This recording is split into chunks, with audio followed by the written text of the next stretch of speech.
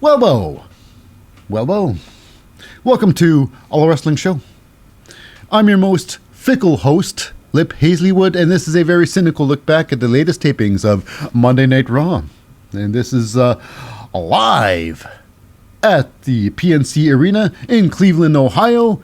Air date, June the 19th, 2023. Now, before we dive into the show, a quick shout out to the non-competitors. That's right. Firstly, representing the authority figure, he's Adam Pearce, getting all the backstage scoops and pre-match interviews. They're the team of, Kathy Kelly and Byron Saxton.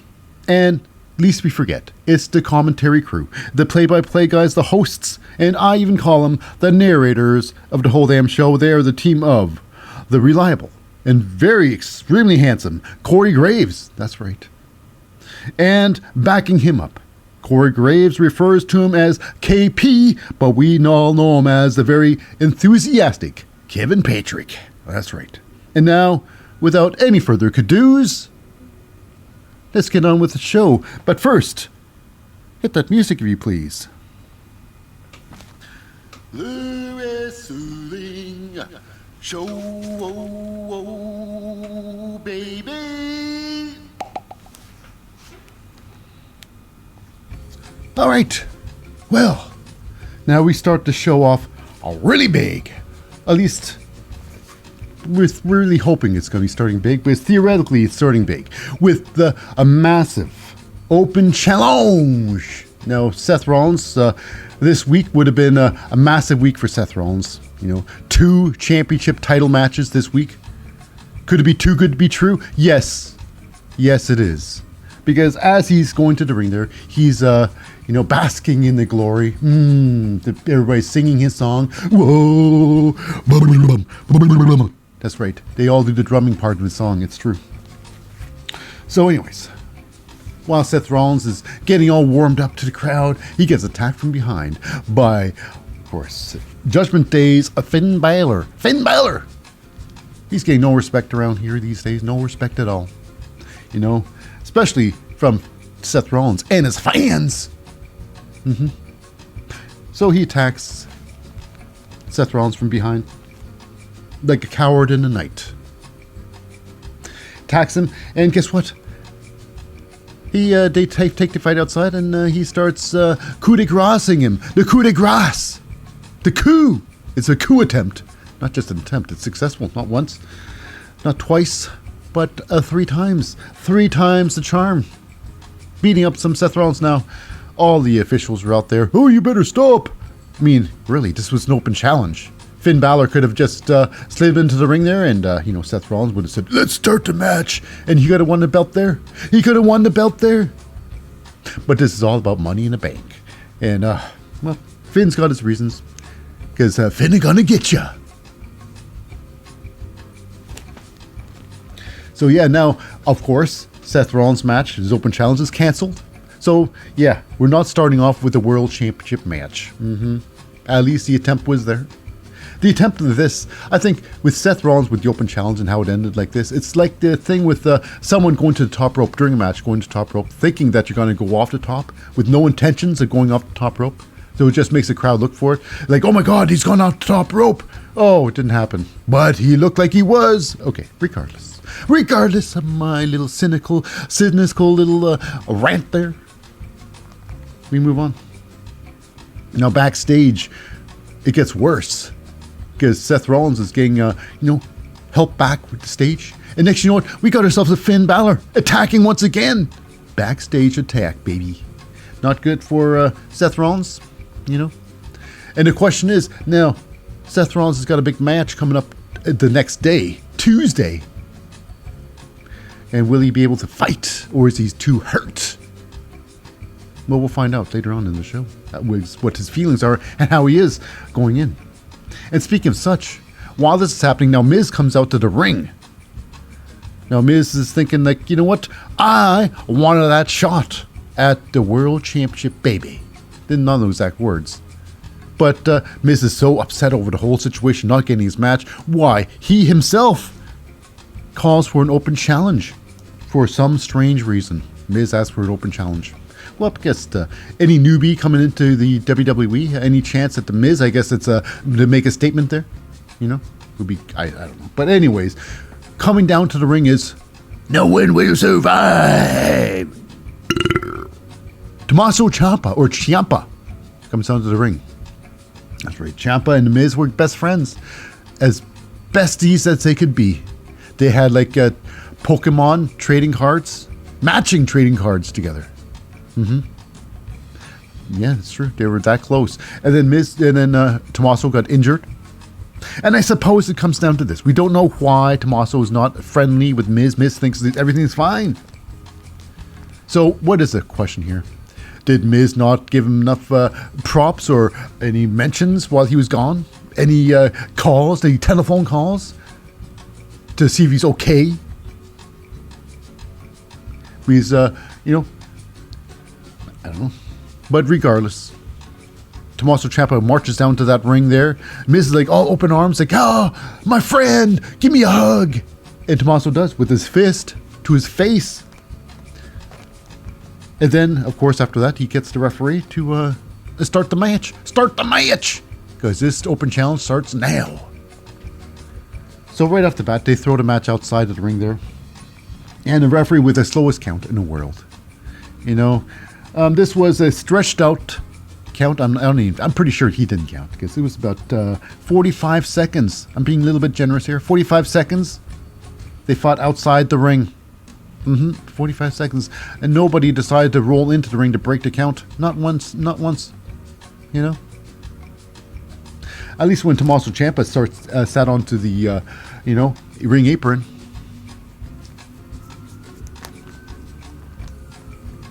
So after taking a fight outside, Tommaso Ciampa drives the Miz into the commentating table, and then gives him a nice, side slam through the, the apron that usually covers the commentating table.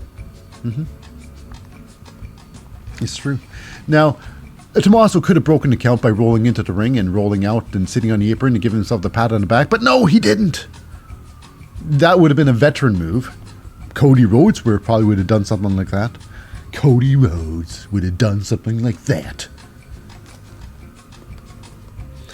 So anyways, the fight goes on. They go back into the ring. It doesn't matter.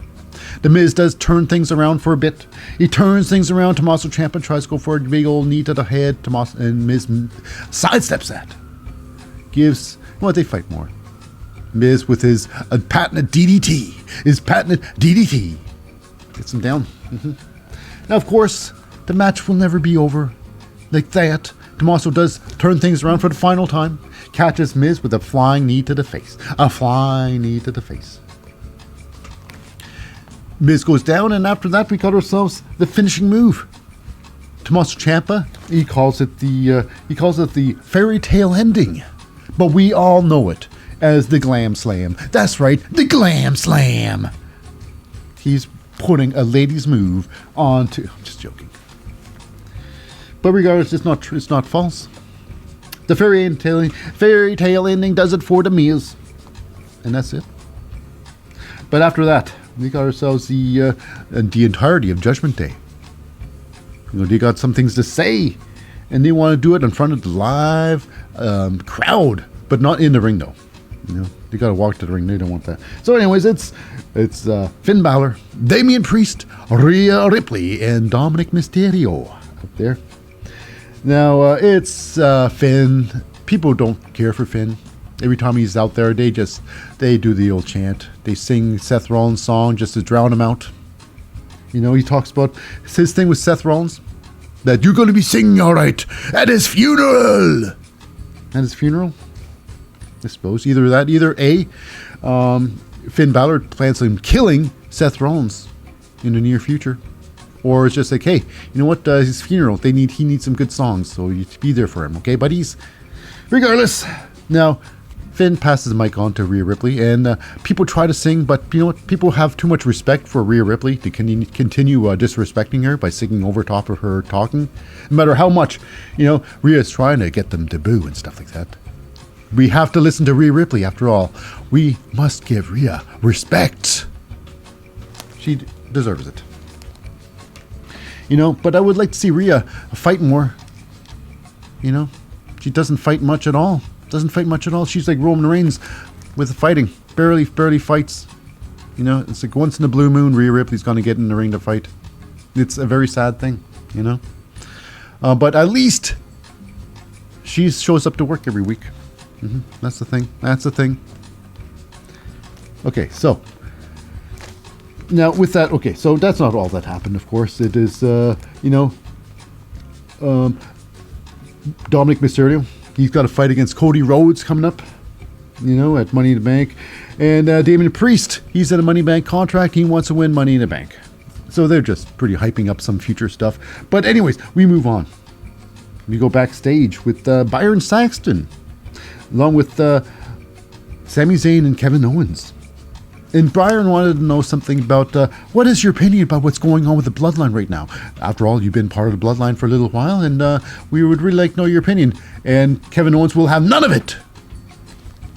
Not really, but he's just over it. And well, Sami Zayn, he says, well, there's another problem. And I think we might have to talk about it right now. Might have to talk about this.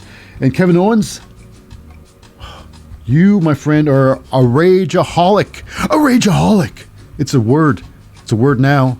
A rageaholic. Regardless of where you heard it first, Simpsons. Where you heard it first. But he's a he needs rageahol. So yeah. And Kevin Owens like, you're mistaken. I'm not a rageaholic. So basically you have, now the thing is, if you blow up in tonight's show, why, you gotta admit you got a problem. And if you don't, well, I'll just drop it. So that's pretty funny. A little thing there, a little backstage banter. Kevin Owens, Sami Zayn, these two are insanely great. This is a great moment of levity. There's a great segment. Really well done. Great writing. Indeed. Okay, moving on. We go to our next match. Now this one is a tag team in a women's division. This was about 2 minutes in length. It was, this, I don't know. I'm not sure. The only thing in this match I like. Now, this was a match between I call them the entitled ones. Chelsea Green and Sonya Deville. Now, dressing, now they're color coordinating. They look great. Chelsea Green, she always brings it when it comes down to ring gear. That's Sonya Deville, brings it with ring gear every time. Chelsea Green, she's one of my favorites out there. She's grown on me a lot. I think she's a comedic genius. She's a genius. She's a genius. I'm a big fan. Before this whole thing, they had a little segment with Chelsea Green being a Karen, being an entitled Karen. It was hilarious. Chelsea Green is a genius, showing the greatness of it. I'm like, after seeing this, I'm not too angry with Karens anymore. You know, if Chelsea Green's your Karen, bring him on. And you know, so good. But anyways, this match, it's versus Team KC. That's right. Kaden Carter and Katana Chance. Kaden Carter and Katana Chance. This match, now, like I say, 2 minutes in length. This showcased one thing, that Kaden Carter, Katana Chance, they are not just teeny tiny, but they have some good, I guess, tangent moves. They brought in, of course, we call it, it's called the Silly String. Private Party brought it first, and now I used Nofe Malik Blade, try to refine that thing. But it comes down to Katie Carter, Katana Chance doing that. And they drop the old Hurricanrana onto Chelsea Green, taking it for the team. But we go to what happens in the end here. We got Sonya Deville taking another massive tandem move by the team of Katana Chance and Kaden Carter. They got, although it was Katana Chance doing a lot of unnecessary things. Another, couple of flips that's unnecessary, but it turns out to be a moonsault / leg drop combo. Similar to the Hardy Boys. But this one was a rope assisted. A ropey assisted. It's true. Now, after that move, Chelsea Green tries to come in there. She breaks up the pin there, and it comes into Kaden Carter. She just straight up kicks, Chelsea Green in the head. Hard enough to knock Chelsea Green clean out. Boing! She rolls out of the ring. She's out unconscious, baby. Then they focus their attention onto, Sonya Deville. Kaden Carter with the neckbreaker. Katana Chance with the 450 splash. Combo. It is over. So short. Clearly they're pushing Kaden Carter to Katana Chance, but I don't know. This was not a good match. This was not that good. This was short, but at least it was short. Get over that nonsense of a match. But yeah, I don't know. Didn't showcase much for me anyways. And speaking of not showcasing much, now we got another a team match. Now, the first tag match was pretty good with the tags and the clean tags and whatnot. They used the ropes, but we all know tag ropes really don't matter. And this match here was just it was a cluster. It just happened. Now, last week, the two teams who are fighting this is, we got Cedric Alexander, Shelton Benjamin. They are the new Lucha House Party because they get treated with zero respect. They are jobbers, and that's what they are. Sucks because they're such insane talented wrestlers. Cedric and Shelton versus, of course, representing the Indus Ashir is brought to you by Jinder Mahal, or the team of Avir, Mahan, and Songa. Cannonball Songa. Now, I gotta say, this match, another one was about a little over 2 minutes. Now they start off big because the first time they fought, it wasn't even a match. Songa and Veer just beat up, Cedric and, Shelton before the match, and it was just nothing happened. This time here, I guess it's time for payback. Shelton Benjamin comes up and takes out Songa from the ring apron. Songa falls off. They say they can get a 2-on-1 versus Veer. They do their best. They take out Songa for as much long as they can. Ends up as 2-on-1. Cedric goes up and she gets caught by Veer's outside. Veer gets thrown outside. They try to take out. It was like a mess. Wait, no, Song was outside there. It was Shelton. He tries to go for a high cross. He gets caught by Songa. And then it's Shelton Benjamin. He jumps up and gets a massive blockbuster. Would put out anybody out here. Theoretically, this move would end it. But however, before they can get back in the ring there, we got ourselves, Jinder Mahal stands there. Not so fast, my good fellows. Not so fast. So he stalls them for like a second or two. And then that's the beginning of the end for the duo. Because Songa gets back up. Songa! And he picks up some, Cedric Alexander. Picks him up and then drops him, and he lands on top of the barricade. The soft barricade. He knocks himself out cold. It's true.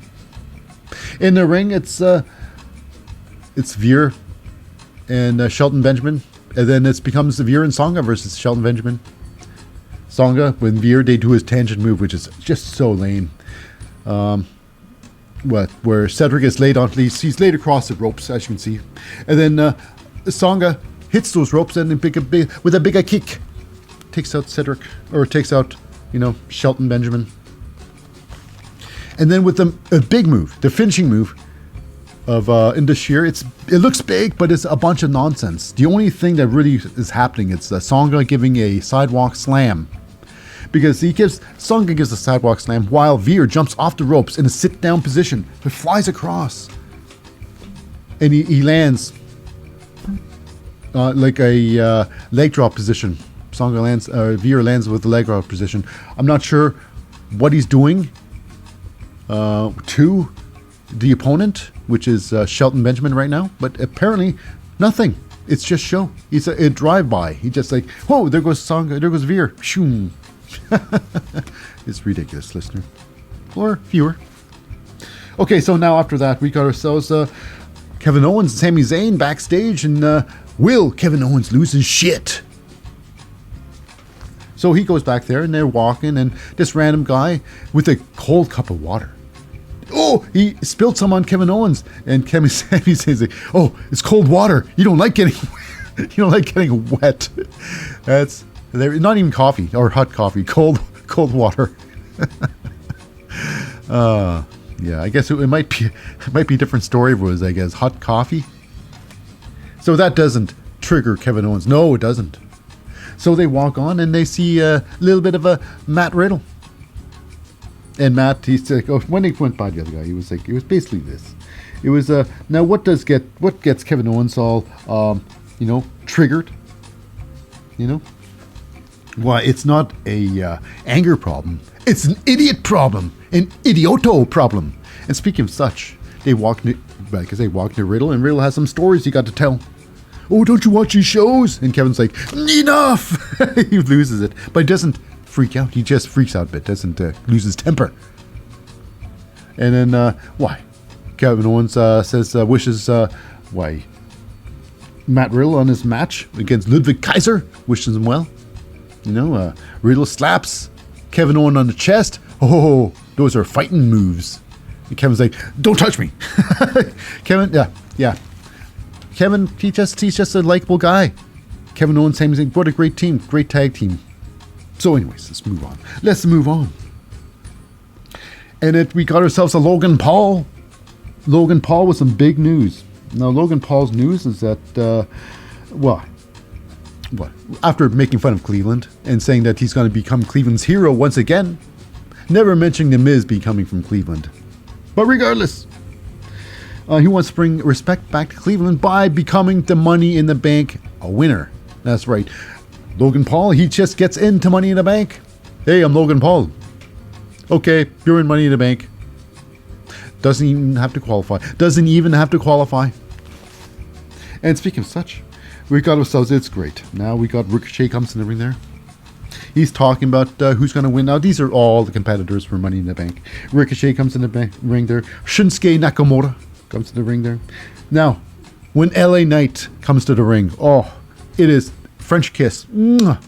Magnifique.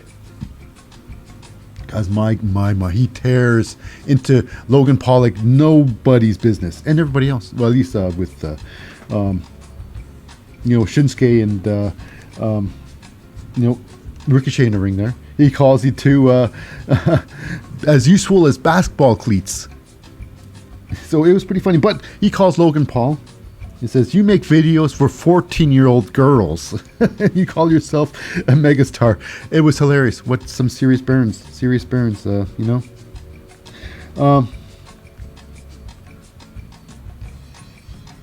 But regardless, anyways, we got Santos Escobar comes to the ring there. Anyways, what LA Knight said was best. He brought out a little paper. These are directions to where you can stick your prime drink. It was hilarious. It was great. And then Pete Dunne, he comes, Santos Escobar comes down there. He's retired, talks. He did okay. And then Pete Dunne comes down there. He didn't have anything to say because, of course, it's Pete Dunne. Pete Dunne never talks. He's not learning anything from being with the Brawling Brutes. Him and Ridge Holland, are they really doing anything in the Brawling Brutes? You would think they'd have talking parts, they'd start doing more, be more interactive, but I don't think Pete Dunne's learned anything. I think he's learned less in being a part of Brawling Brutes than being when Pete Dunne was Pete Dunne rather than Butch. So Butch comes in the ring there, and he straight up attacks Logan Paul, which starts the old thing, the classic fight, But here's the thing.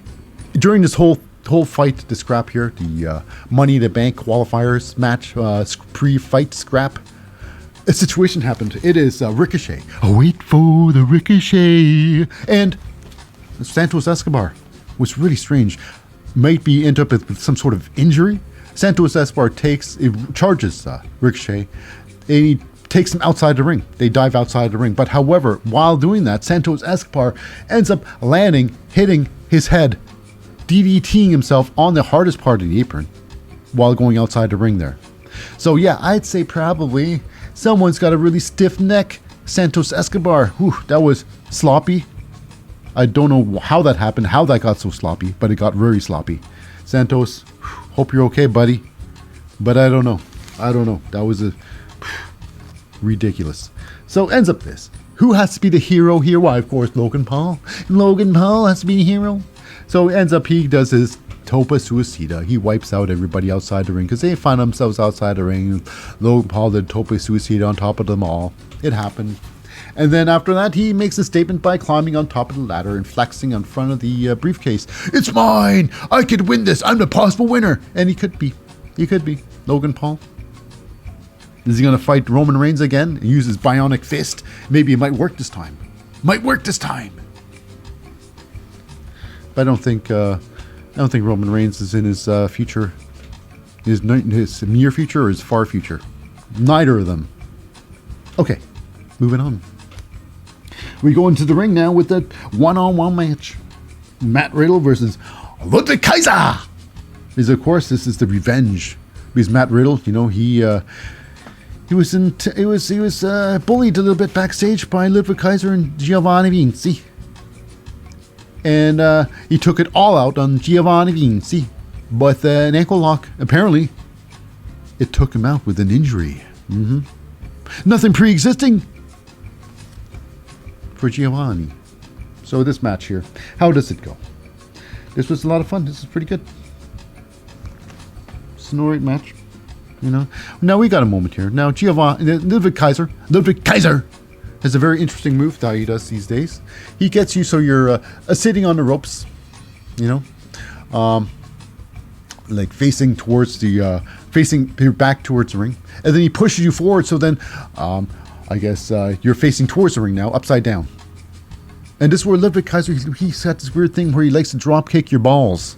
He likes to drop kick your balls. So he runs against ropes and he gets a running start to drop kick Matt Riddle's balls. I'm like, this is not the first time it's happened. Ludwig Kaiser is a ball drop kicking son of a bitch. But of course, you know, Matt Riddle, he doesn't want his balls drop kicked, so he blocks him as good as he can. Blocks him as good as he can.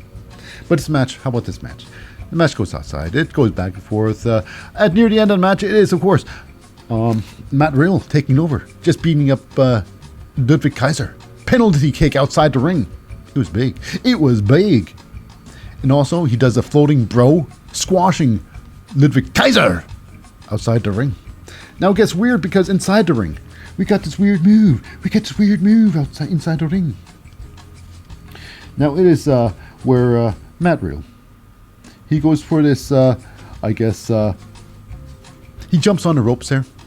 And he gets caught by Ludwig Kaiser. I'm not sure. It looked really strange because it was all, you know, Matt Riddle, and then Matt goes to ropes for some move. He gets caught into a fireman's carry by Kaiser, and then with a front bump senton, I suppose. And he tries to finish that, but after that, it's basically Matt Riddle. He's getting beaten for a slight second. Then Ludwig Kaiser goes on the second ropes there. He tries to do his, I guess, his European uppercut. But he gets caught by Matt Riddle and finishes it off with a German suplex. A German suplex! Counter to a German uppercut. It's true. And after that, it's over for Ludwig Kaiser because it is what's that? It is called the Bro Derek. Now, if you haven't seen the Bro Derek before, it looks a lot like the Styles Clash.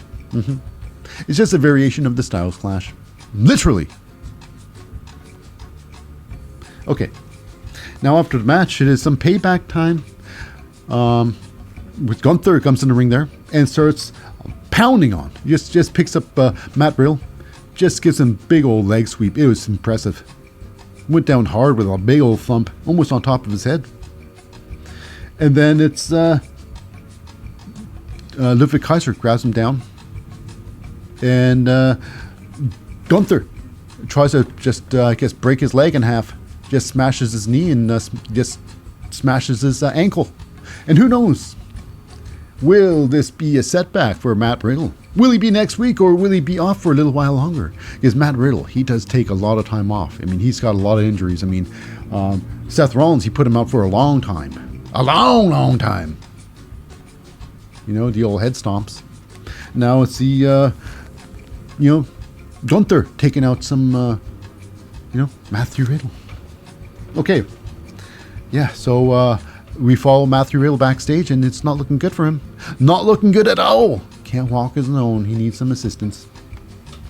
And, of course, it's Ludwig Kaiser and Gunther, all proud of themselves, and they find themselves face-to-face with the tag team champions, Sami Zayn and Kevin Owens. Kevin's getting all frustrated, but he's keeping his cool. And then Sami Zayn, he gets a text. So he's got to put this conversation on hold, for they got to do something, I guess, right now. Something's happening. Now, we go backstage with the Alpha Academy as a team. Chad Gable, 4-Point Otis, and, Maxine Dupree. And Maxine's learning a new move. And it's called the Snap Suplex. The Snap Suplex. That's right. The Snap Suplex. So, will she use it? Obviously, because they're setting this up for a suplex, for Maxine suplex. I wonder who she's going to suplex. Maybe like last week, where she learned how to do the hip toss. I can see some sort of a Logan getting tossed. Okay, so speaking of that, we got our match. It's a tag team match. It is the team of, Chad Gable and Otis of Alpha Academy, with the Maxine Dupree on their side, versus the Viking Raiders of Eric and Ivar.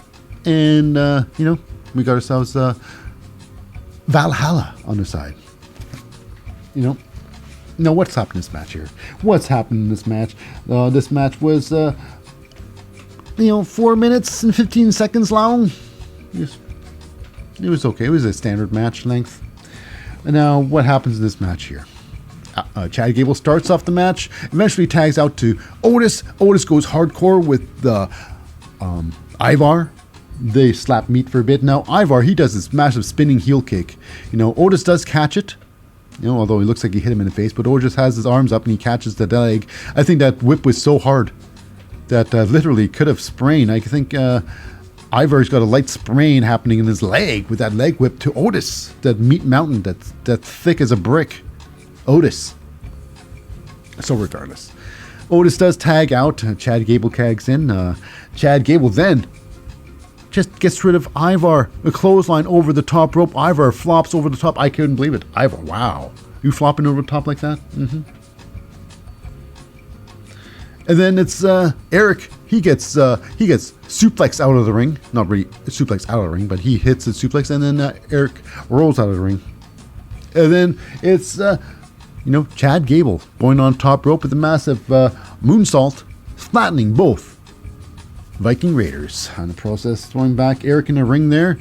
And then Chad Gable, Superman, on the other side of the ring with a massive, huge flying headbutt, knocking his head with Eric.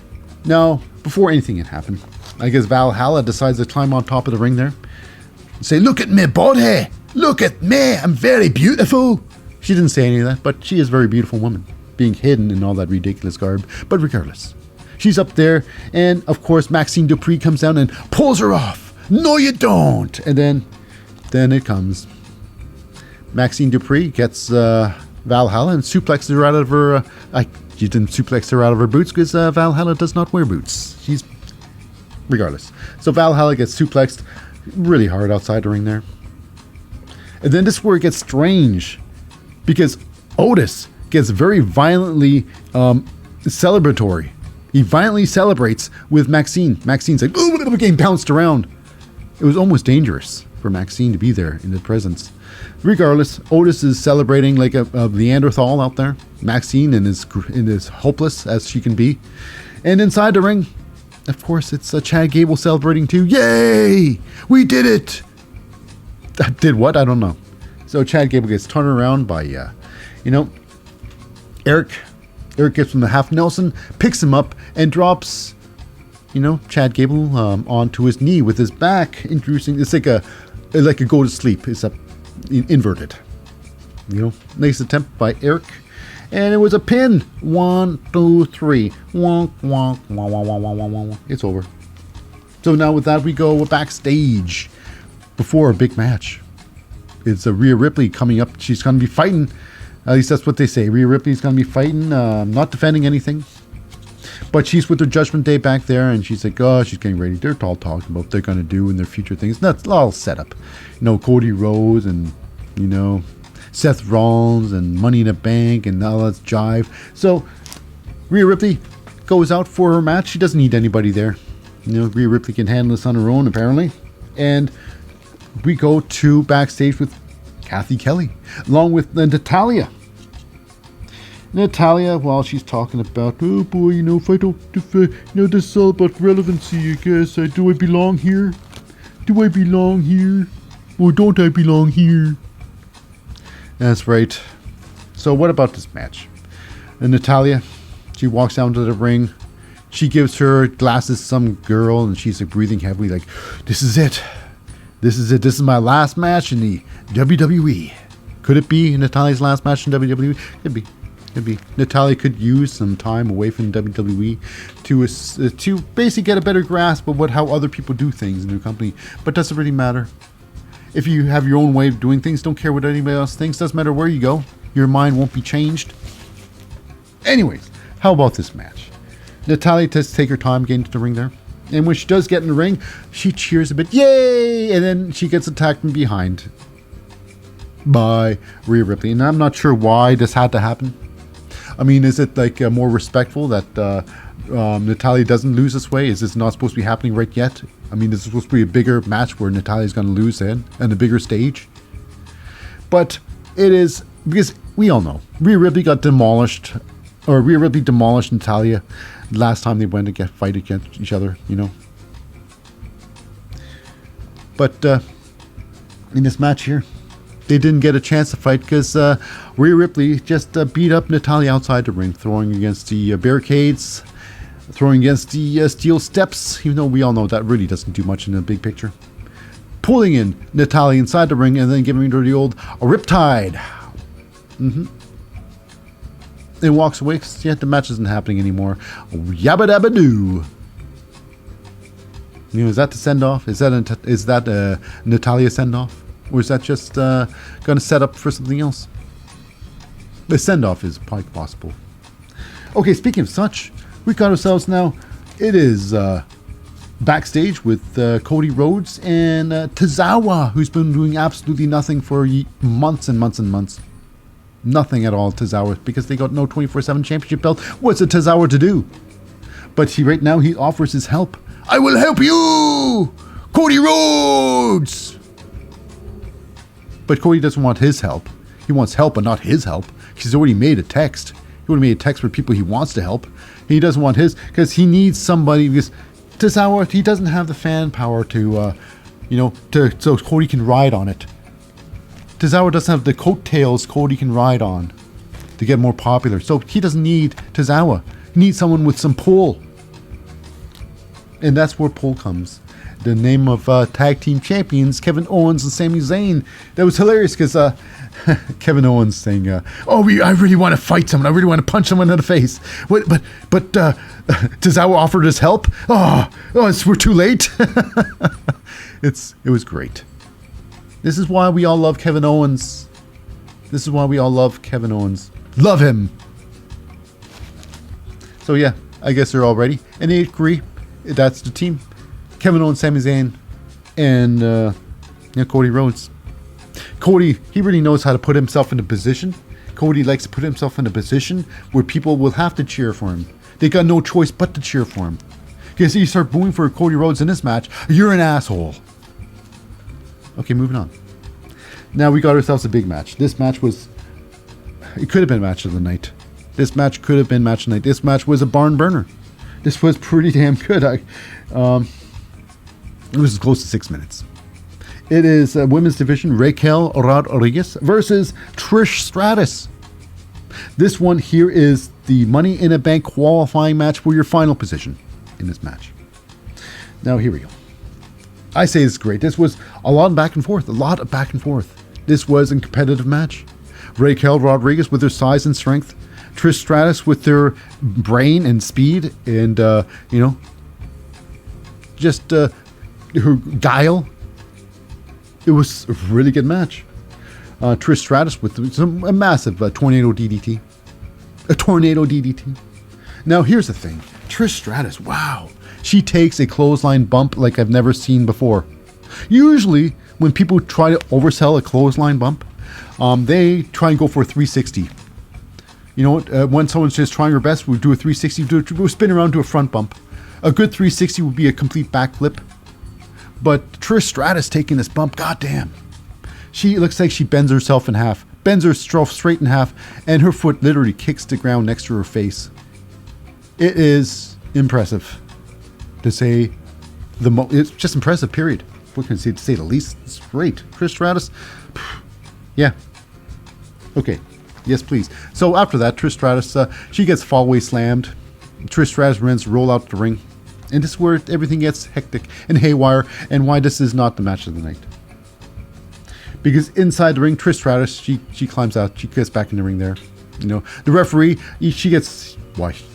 Trish Stratus, like, referee, what the hell are you doing? Follow me. So referee follows Trish Stratus into the ring. Zoe Starks, she goes and she grabs, Raquel Rodriguez's leg, and I'm not sure. She goes for a leg sweep. She does something. Nothing seriously looking anyways. So Raquel takes a knee. Trish Stratus comes in there and rams, Raquel Rodriguez head first into the post. I mean, she'd done that earlier by herself. I mean, Raquel's not the first time Raquel went head first into that post. So it's nothing new. Not going to end the match. So, anyways, we got ourselves a little bit of a interferer. Oh, it is Becky Lynch. She's got such a thing. She's got such a hard-on for Trish Stratus.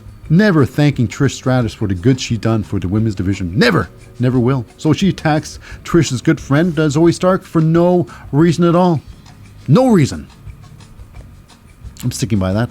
Anyways, so she takes Zoe Stark. She beats her up a little bit. And then Trish Stratus comes out of the ring to see what's going on with her friend. And then she gets taken and she gets thrown into the barricade by Becky Lynch. And then the ref stops the match. It is a disqualification. Moving on to the Money in the Bank. It's Trish Stratus.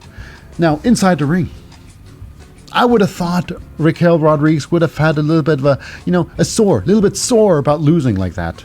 And it's all thanks to Becky Lynch. Becky's like, oh, I'm sorry, got a temper. I've got a temper. I'm Irish, I've got a temper. Well, Raquel's like, guess what? I'm Spanish. I got a temper too. Take this, bitch. You think Irish got tempers? I'm Latina. I'm mommy, bitch. She didn't say bitch or mommy. She didn't get angry at all. She's like, oh, well, okay. It's all good. You're Becky Lynch. She mumbled a bit and walked off. Raquel, really, this is your time to do something. It's your opportunity right there to do something, and you let it go. And speaking of doing something, we go backstage, and it's with Braun Breaker. Braun Breaker is with Kathy Kelly, and he's talking about Seth Rollins. Now, did Finn Balor do enough job where Seth Rollins cannot not just defend his belt tonight, but not go to NXT the next day to fight Braun Breaker? What comes down to this, if you talked a big game, Braun Breaker says, you talked a big game. You talk a big game. Can you back it up? And if you do, you thought Finn Balor's beating was bad, This thing, I'm gonna hurt Seth Rollins real bad, real freaking bad. So yeah, now this World Heavyweight Championship belt, I don't know. If Braun Breaker, there's a great chance Braun Breaker could win this match and coming back, on being part of Monday Night Raw. There's a good chance, but I don't know. Anything can happen. But I'm pretty sure Braun Breaker, Seth Rollins, and Monday Night Raw is not over yet. Something's gonna go. This is gonna carry on. I think possibly Braun Breaker will be eventually, sooner than later, be part of the Monday Night roster. Man. Because he's a roster man. Okay, anyways, we go backstage and it's with a little bit of, Byron Saxton. with Becky Lynch on, hey, is this your thank you to Trish Stratus by helping her get into Money in the Bank? He didn't say any of that, but he did say, how do you feel for helping, Trish Stratus getting Money in the Bank? Well, basically it's this. Becky Lynch, only friend Becky's got in there is, I guess somewhat friend is Zelina Vega. Everybody else, they just don't care too much about Becky Lynch and want her beaten up. So it's an uphill battle at Money in the Bank for Becky Lynch. Will she win it? Possibly. She's still Becky Lynch. I mean, she's respected by the higher ups in the WWE, So there's an opportunity. Moving on. We go into the ring there with the next match is Shinsuke Nakamura versus Bronson Reed. The big man, Bronson Reed. Now, this is going back a bit. All with the Money in the Bank qualifiers, going in there. Shinsuke Nakamura, Ricochet. Oh, wait for the Ricochet. They got a thing going on with Bronson Reed. I thought this was going to be a triple threat. I thought this was going to be eventually a handicap, whereas Bronson Reed versus Shinsuke and, Ricochet. But today, it's Ricochet wanted the battle against Bronson Reed this week, a rematch, but it is Shinsuke's turn for Bronson Reed. Now, this match here, this was about 7.5 minutes. This was very fun. This was a good match, a good competitive match. It's a lot of fun in this match. Now, in every single Shinsuke Nakamura match. Now, I mean, this is I don't know why he has to do it every single match. It's ridiculous. It's like Alberto Del Rio and his corner stomp, where you gotta get your opponent into a certain position all the time. It's like Giovanni Vince. It's like Ludwig Kaiser and his drop kick to the balls, where it is Shinsuke gets his opponent to sit on the second rope, facing towards the crowd, so then he can slide behind you and then give you the wonderful, just like Ludwig Kaiser. You got to sit on ropes just like that. But this case, he slides behind you, underneath you, and then gives you a German suplex. Happens every single Shinsuke match, no matter who they are, because Bronson Reed doesn't sit on the ropes like that ever. So he had to make adjustments for this damn match, regardless of me complaining, whining. Now, because early on in the match, we got ourselves a little bit of a wait for the Ricochet. He gets in the ring there. Shinsuke's not liking him being present at the match. Not liking it at all. Even though Ricochet just sat by the commentating table. It was, of course, Corey Graves doing his best to involve Ricochet into commentating. You can't fault Corey Graves for trying. He did his best. Get him involved, Talk about... regardless. But it comes down to this. Bronson Reed and Shinsuke fight outside the ring. Bronson Reed throws Shinsuke towards Ricochet while he's sitting down. Ricochet sees it. It all happens. Shinsuke sits down on the seat there, and then Ricochet, I guess, launches Shinsuke back at Bronson Reed. Oh, not good for anybody. Bronson Reed launches Shinsuke back into the ring.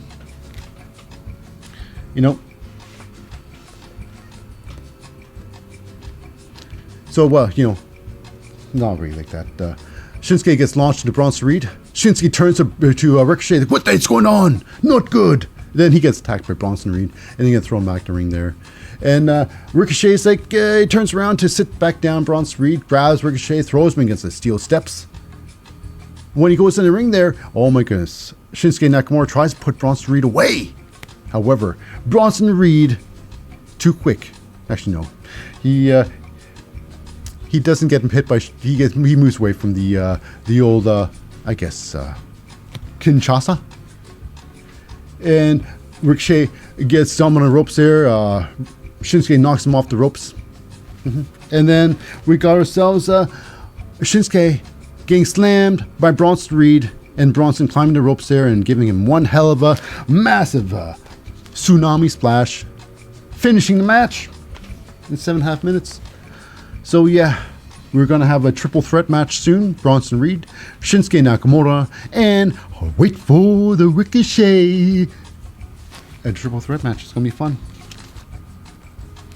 So now we go backstage, and it's with Seth Rollins assuring the NXT crowd that yes, in NXT there will be a match. Seth Rollins versus Braun Breaker for the year I guess, heavyweight championship of the world, WWE Heavyweight Championship, which I truly believe Braun Breaker could possibly win. I think that's in the cards. So with that, we go to our main event match, and this was a lot of fun to close off the show. A lot of fun. I say that because it's the 6-man tag. And these teams here, they don't care really about tag ropes. Now, tag ropes are used every now and then, but I think if you don't use them all the time, you might well not use them at all. The referee does not care if used or not. This match is between Kevin Owens, Sami Zayn, and their partner Cody Rhodes versus Dominic Mysterio, Finn Balor, and Damian Priest with Rhea Ripley at their side. Now it's clear, Sami Zayn, and Cody Rhodes, they tag. Cody Rhodes tags and Sami Zayn, and he is nowhere near the ropes. It is frustrating to see. I wish the referee would either, before they're going to tag, make sure that they're holding the ropes. Step in there, be accountable. Or if they don't hold the ropes, just tell them, hey, no tag. But say, hey, ropes. You know, make sure they understand what the rules of a tag match is. Not just some willy-nilly guys giving high fives and it's like, oh, that's good enough for a tag for me. It's lame. It's nonsense. Just makes them from a wrestling match to a bunch of guys just playing grab ass in the ring. This very thing. One break in the rule. Now, this happens a lot. The old non-tagging thing. But this match was, like I say, a lot of back and forth. This match. It's about 10 minutes long, 11 minutes long, something like that. It's maybe 15. It was a long match. It was a length match. It was a barn burner. It was a lot of fun. Those they get nice finish tags in the finish. The end sequence was this: Cody Rhodes high fives Kevin Owens in the ring. The referee calls it a tag. Finn Balor high fives Damian Priest into the ring. Referee doesn't see anything. He calls them both tags. Whatever. It is what it is.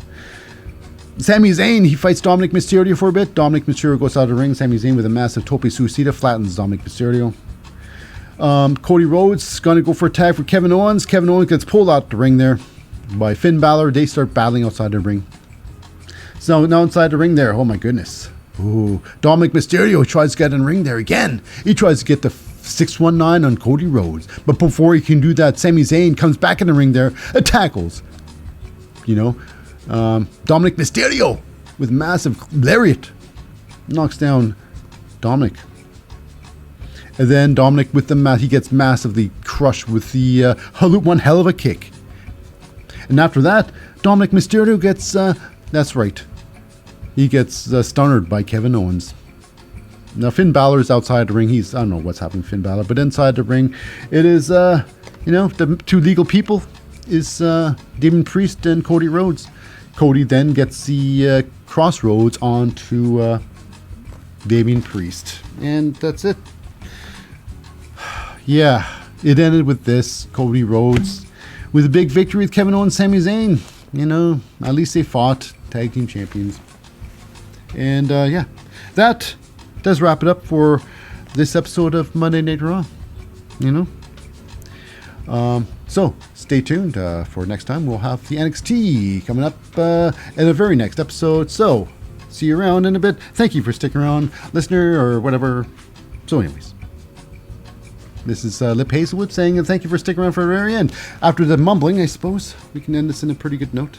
So that ends up with the ranting and the Monday Night Raw. And it's a little bit of a new thing we're doing at Monday at Low Wrestling Show. I'm keeping this all in. Rant and all. So anyways, stay tuned. We got another episode coming up. Another day though. It is going to be NXT. Like this, we're going to see how it goes. One episode per. But anyways, we'll see you next time, listener or viewer, whatever the case may be.